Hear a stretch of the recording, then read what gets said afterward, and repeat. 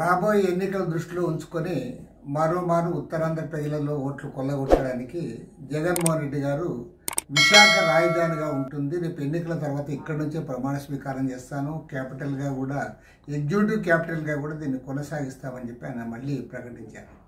అంటే ఇప్పటికే నీవు ఏదైతే 3 రాజధానులు అన్నావో ఆ బిల్లు ఉపసంహరించుకున్నావు, కోర్టులో కూడా నీకు స్పష్టంగా వ్యతిరేకంగా వచ్చింది.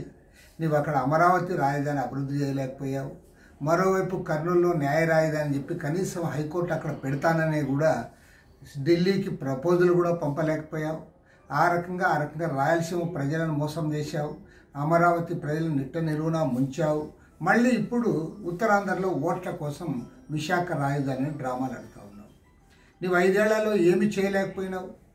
ఈ రాష్ట్రంలో ఒక ప్రాజెక్టు కానీ ఒక పరిశ్రమ కానీ ఏది కూడా అభివృద్ధి చేయలేని అసమర్థుడుగా మిగిలిపోయి ఇవాళ ప్రజలు ఓట్లు వేసే పరిస్థితి లేనప్పుడు మళ్ళీ 3 రాజధానుల పేరుతో ప్రాంతీయ తత్వాన్ని రెచ్చగొట్టడానికి, తద్వారా ఓట్లు లబ్ధి పొందడానికి నీవు దొంగ నాటకాలు ఆడుతూ ఉన్నావు తప్పితే ఇది ఏ రకంగా కూడా ప్రజలు ఆమోదించరు.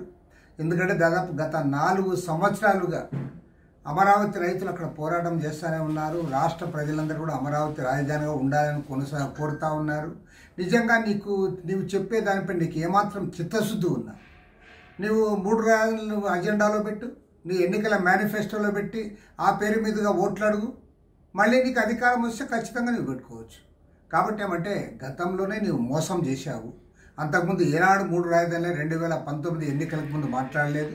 పైగా నీ పాదయాత్రలో చాలా క్లియర్గా చెప్పావు, చంద్రబాబు నాయుడు ఇక్కడ రాజధాని కట్టలేకపోతా ఉన్నాడు, నేను వస్తే రాజధాని కడతానని చెప్పావు, బ్రహ్మాండమైన రాజధాని కడతానన్నావు. ఆ రకంగా గతంలో మోసం చేసి మళ్ళీ ఇప్పుడు 2024 ఎన్నికల్లో కూడా మోసం చేయడానికి, ఓట్లు పొందడానికి నీవు ఎత్తుగడలు వేస్తున్నావు తప్ప నీ హయాంలో విశాఖపట్నం అభివృద్ధి కాలేదు. విశాఖ ఉక్కు ఫ్యాక్టరీని ప్రైవేట్ పరం చేస్తామంటే మాట్లాడలేని ఒక చేతగాని దద్దమ్మగా మిగిలిపోయినావు. విశాఖ నగరంలో కబ్జా చేసుకుంటా ఉన్నావు, అక్కడ ఎలాంటి డెవలప్మెంట్ చేయలేకపోయినావు.